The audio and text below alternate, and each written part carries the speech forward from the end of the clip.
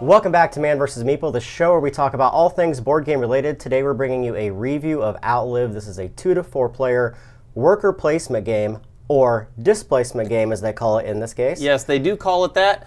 You're putting your workers out on the board and moving them around, and they're staying out there. So it is kind of, I'd say, displacement. Yep, so think Fallout when you look at the game. It takes place in 2079, and the world is ravaged by war. There's only about 30,000 humans left.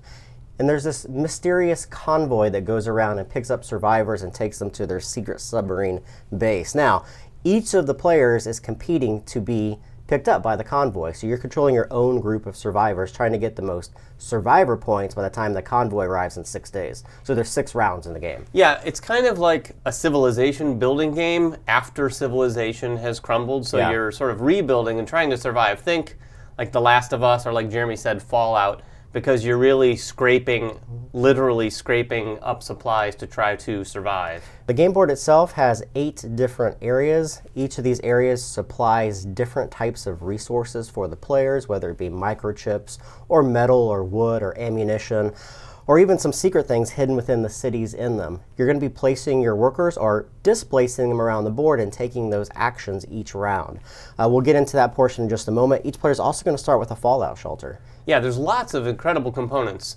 I'd like to say this is the travel edition, but it is not, because this is one of the biggest footprints of a game we've had. This is actually the collector's edition, so you're going to be seeing some components in here that probably aren't available in the normal games. For instance, the miniatures here are just small chips. These resources here are, again, just chips in the normal game. And these recessed boards are just flat boards in the normal game as well. Yeah, and in fact, for our workers, we're using the standard edition. Yep. The actual deluxe editions are pretty spectacular, and they look like that. Yeah, they're 3D molded, and they tell you the numbers on the fronts and backs, as well as have that many miniatures on them to represent them. Not to mention also, this board is slightly larger than the standard board. It came with both. Yep. All right, so each player is going to have a player board in front of them. There's a couple different things you need to know that house all the different types of resources that you'll be collecting through the game. You're going to have an airlock where all the people have to enter within your fallout shelter. Each player is going to start with 3 different rooms. Now, these rooms are unique. They have a couple different things you need to know about them. They're 2-sided, for number 1. There is a number of resources that are required in order to build it. So this is an unbuilt room. However, it can be built and flipped over. And to build it, you'll have to pay resources, and to use it, you'll have to be fully occupied by survivors. Right. Also, it requires a number of payment at the end of each round, or resources to keep it active and utilized, regardless of the number of survivors in here. So again, to have it active, you have to have all the survivors in there. But even if you have just 1 survivor, you still have to pay for the room's cost. Yeah, it's basically this game's version of feeding your people. Yes. Because that comes down to sort of those types of resources: water, food, canned goods.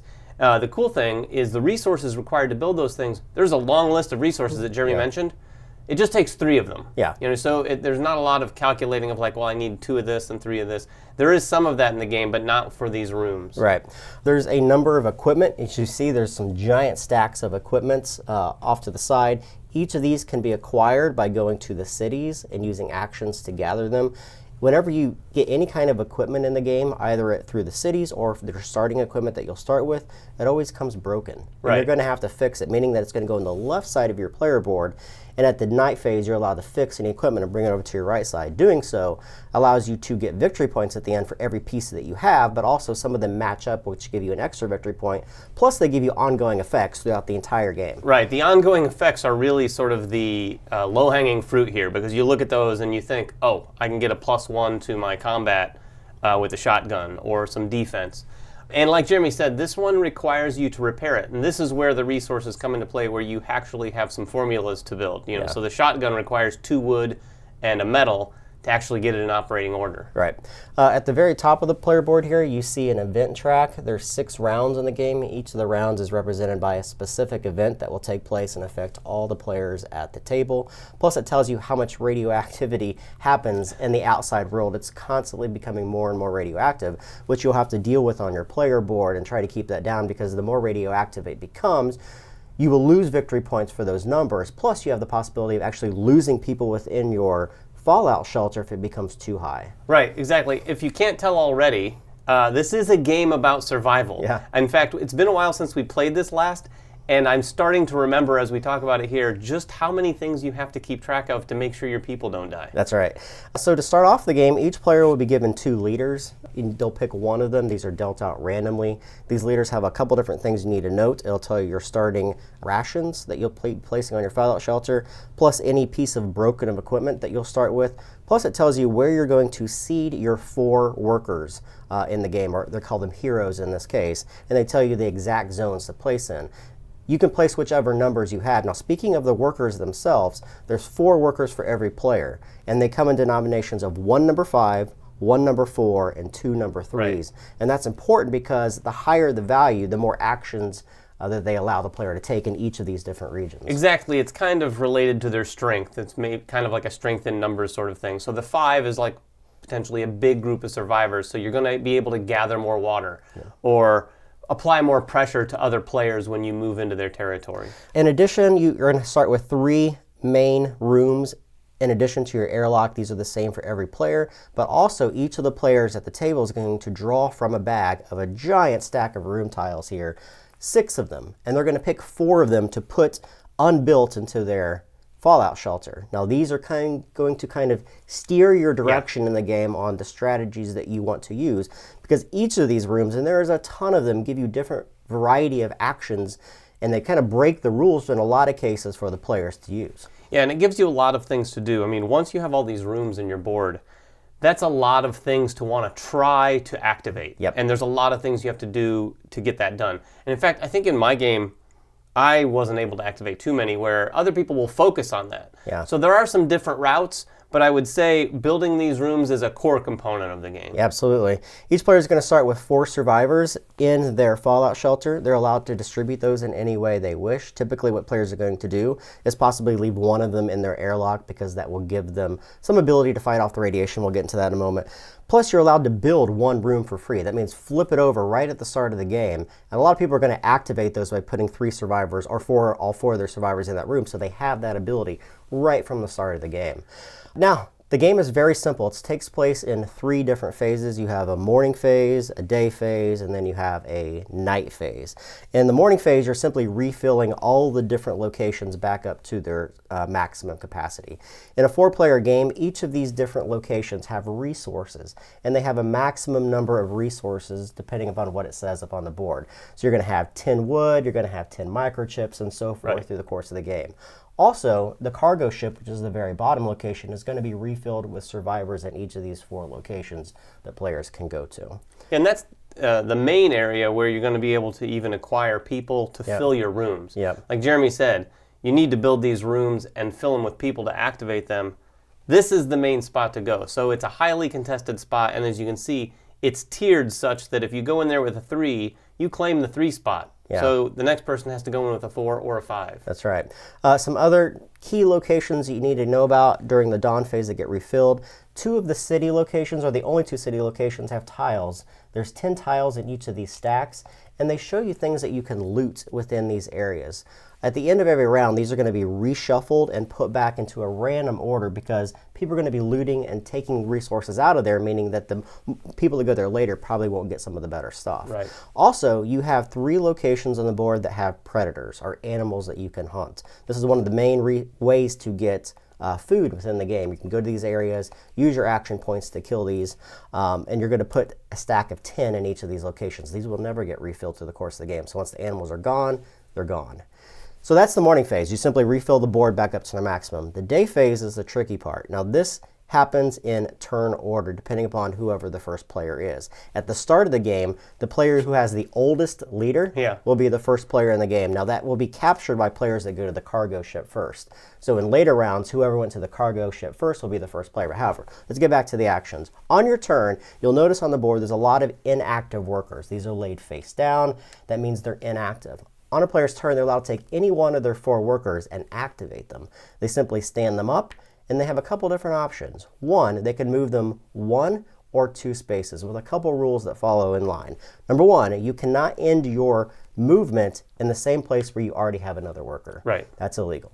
Number 2, you are allowed to pass through your worker and then land into a position. When you land in that position, you're allowed to take as many actions as the number on your worker. So in this case, if I utilize my 3 worker, I can take 3 actions in this spot. Right. And there, like Jeremy said earlier, some of these spots have multiple things to do. The spot that he just went to, you could grab microchips, or you could hunt for wild animals. You could do both of those if you went in there with a 3 or 4 or 5. You could hunt a little bit. You could grab some microchips. It all depends on the numbers, because the animal, of course, is going to have a number associated with it, and you basically have to match that or exceed it with a variety of things. You can use ammunition and guns and whatnot. Microchips and all of the resources really are more straightforward, where you're just grabbing them. Yeah, you're just grabbing them and putting them into your fallout shelter, and then using them later to be able to build specific actions. Now, there's one important thing that you need to know when you're moving your workers around. When you move into a location with a worker that is higher than another worker in that area that is active. So for instance, if this yellow player had moved into this location and taken actions, and then I had moved my blue worker into this area, you'll notice that my 5 is higher than their 3. This is called pressuring in the game. And you want to do this later in the game. Now this is the trick in the game, the cool portion, because you want to take your actions with your big guys first to utilize their ability, because they give you a lot of resources for using them. On one hand. On one hand, but you also want to wait till the end, because you want to pressure the other players. What pressuring does, it allows you to take the difference of those 2 numbers and get resources from them. And it's the player's choice. So if I go in here with a 5 and David is a 3, I get to take 2 resources from him, and he gets to tell me whichever resources. So I could take his ammunition and his microchip, plus do my actions in this area. Right. The actions that you get to take, for instance, if I'm in one of the cities, I can take 5 of these tiles, look at them, and get whatever resources that I find.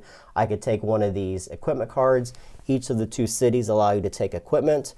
Or if you're in a location such as one of the resources, you can take that many types of resources and so forth. Yeah, and on the point of pressure, there's some really cool pieces of equipment too that allow you to play with this a little bit. Yeah. In one of our games, I actually grabbed, I can't remember the name of it, it was basically some sort of armor that effectively made all of my guys +2 under a pressure scenario. Yeah. So it effectively took me out of play to some degree when people were considering, oh, hey, who can I pressure here to get some, it's not David. Yeah. You know, so if you like to play that kind of game where there's some interaction, you can go that route. But there are things in the game to protect yourself from that as well. Absolutely. So what's going to happen here is each player is going to activate their characters one at a time around the table until all 4 workers are displaced and put into new locations. Once that is done, we go into the night phase. Now the night phase is really the longest phase of the game. There's 7 different things that are going to happen. The starting player, whoever the first player is that grabbed that location, is allowed to solve that event if they so wish. At the bottom of each of these events, they tell you different things that you'll have to pay in order to get them. Why would you want to solve them? Well, number 1, they don't affect you anymore, which is great. But number 2, at the top left of each of these, they give you survivor points or victory points. So you're going to want to complete these if possible. Right, and what's cool about those too is some of those events are going to come up and you're going to look at it and say, oh, well, that one doesn't affect me too much, but boy, does it hurt everybody else. Yeah. I'm just going to leave it out there. Yeah, exactly. You know, just leave that thing out there, let it hurt everyone else. I've got an engine that kind of helps defend against that. Yeah. So let's let it ride. That's right. The second thing that happens is you have to feed your survivors. Any of the survivors that are in your area, you're going to have to feed them consumables. There's 2 different types of resources. There's consumables and then there's materials. The consumables are your water and then your meat or your canned meat as well. In your airlock, you have to feed them water, depending upon where they are in the rows, and then each of your different rooms, as long as you have 1 person in there, whether it's built or not, you're going to have to feed them, and each of them tell you how much food you have to feed them in order to do so, and those just get returned to the resource stack. Right, and what's nice about that, too, is it's per room. Yeah. So whether you have 1 person or 3 or 4 people in a room, you're still paying the 1 cost of resource, so it's a 1 or a 2, no matter how many people you have in there. Right. If you can't pay, guess what? They die, and they go back to the supply. So you have to feed your guys. The next thing that happens is you have to deal with radioactivity. Each of the 6 rounds has a set number of radioactivity that happens for every single fallout shelter. It's the same number, and it's a scale that's on your airlock. So in the first round, it's just 1 radioactivity. So everyone moves up their radioactivity 1, unless they have survivors in here. Right. For each survivor they've kept in their airlock and didn't distribute to a room, they negate one of those. So there's another trick and balance within the game. Do I want to put my guys in the rooms to get benefits, or do I want to leave them in there to deal with the radioactivity? Yeah, and this is one of those scales, like a lot of Euro-y games, there's always that one scale, that pesky scale that you have to keep track of. The radiation scale is that for Outlive, for sure. Because if you don't, this thing climbs up there and you're losing victory points at the end of the game. And if it climbs too high, it's just going to start killing people in your shelter. So it's something you've got to keep control of. You got to keep people in that airlock. There's also rooms that are very attractive. I had a room that allowed me this great power, but I took an extra radiation every time. Yeah. So it's going to tempt you the whole time to really push your luck on that track. Right.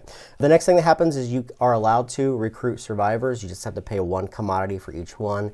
Each person that you recruit comes in your airlock, and then you're allowed to distribute them on the 6th phase, but we'll go to the number 5 phase next, and that is actually build rooms. For 3 resources, you can turn over any of these rooms that you so wish. Now that may sound easy, but it's hard to collect those resources because you'll be using them through the course of the game. Then you're allowed to fix any of equipment. Like we said, any of the equipment that you've acquired always comes broken. You can pay the resource costs to bring them over to the right side of your board, which means now you have a special ability for the rest of the game. The last thing you do is you're going to clean up all of your resources. Canned goods are fine. Yes. Meat. Some water is fine. Yeah. Meat, not so much. Yeah, even your water is going to go bad. Yeah. You can only keep 2 of those from round to round. Right. So again, you're going to be managing your resources throughout the entire game. You're going to play 6 rounds, and that's going to signify the end of the game. At the end of the game, there's a whole lot of ways to score points. You're going to score points for any of the events that you've collected. The more rooms you've completed, the more victory points you get. Now remember, completed isn't just turning it over. You have to have that room full of people. Right. And then you get 1 point for every single survivor in your area. You get victory points for every single equipment that you've repaired. An additional point if they match with the icon in the center. They've got some cool little mechanics to give you some bonus points. And you will lose survivor points for any of the radiation too. That's a chart that's bad, so you don't want to do that. And the person at the end wins. I love this game. I think there's a lot of things to think about. I love the aspect that it feels like Fallout, and I'm a huge Fallout fan, which is a video game for you guys that are unaware. It feels very much like Fallout in that aspect. I love the boards, how all these things can slot in. You have to build them. You have to worry about trying to put people in there, but also managing your airlock at the same time so you don't get that radiation. I love the worker placement aspect, the timing. Again, I've said this in so many reviews. When a game revolves around timing, in this game, all the actions that you take revolves around when you use the right worker at the right time. Not only that, but where you leave your workers in the previous round can totally screw you in the next round. Oh, absolutely. You want to leave your workers in a position where you can move into that same spot the next round. If you bunch them up in one area and can't get to the top of the board or the bottom of the board because you're only moving 2 spaces, you can really lock yourself out of stuff. Yeah, it's hard. It has some long-term planning for sure, because I can't count the number of times where that happened to me, where I took a round, and then the next round I'm like, oh, well, I can't do either of the things that I really want or need to do. So you can't just assume that you're going to be able to hit any given space on any given turn. That also comes down to the order that you use your guys again. Yeah. So you could move that 5 out of that space so you could move your 3 into it, but then you've moved your 5, so you don't have him for the end of the round to pressure someone. Yeah. So a lot of really interesting decisions.